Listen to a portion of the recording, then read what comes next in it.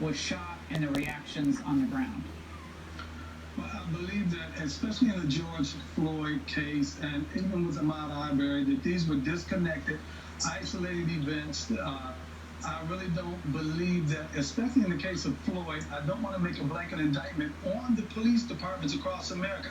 I believe this is one officer, and a number of other officers are not in agreement with what he did. They find it just as disgusting and deplorable as we found it.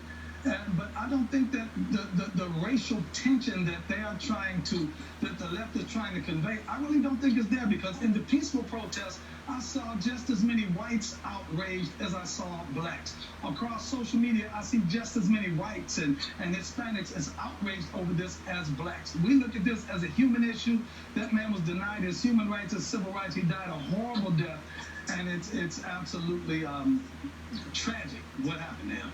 No, it's a heartbreak. Angela, the media, they have a role in fanning the flames as well. Over at CNN, Van Jones had this to say. If you are white and you are watching this, look in your own life. How are you choking off black dignity, choking off black opportunity, choking off black people from having an opportunity to thrive? Because it's not just that officer. This is a much deeper problem. How are all of us complicit in this? Angela, language like that, of course, using the word choking, I guess he believes to some great effect. Does that help bring people together, calm passion? I mean, absolutely not. I'm right here, right now, on the scene, boots on the ground, right here in Minneapolis. And I'll tell you something. I've seen more white people on the scene than I have black, and it's not about race. I think that when I had my speech today and calling for peace, everyone understands that this is not a fight against black or white or police officer or civilian. This is good versus evil, and this community has risen above, and they've come together. And I'll tell you something, I've seen hundreds of people out here today standing in solidarity on the same page, wanting unity, ready to heal, and cleaning their community up and putting it back together. So what they're saying is absolutely false, which was why it was important for me to come here and use my platform to show the truth. America is ready to move past racism and move forward, but we have a media that constantly wants to divide, and they are telling lies. Al Sharpton showed up today in Minneapolis, not surprising, I think. Not to solve anything, I don't think, but of course to blame President Trump. Watch. We should at least see in the halls of power, a recognition that it's time to move. The president belatedly made a statement, but he's not made any statements in the 3.5 years he's been in, less known the years he's been a public figure. So he should know people are going to look at his words and say, are they empty words? Pastor Scott, before COVID, lowest African-American unemployment, major criminal justice reform, and opportunity zones.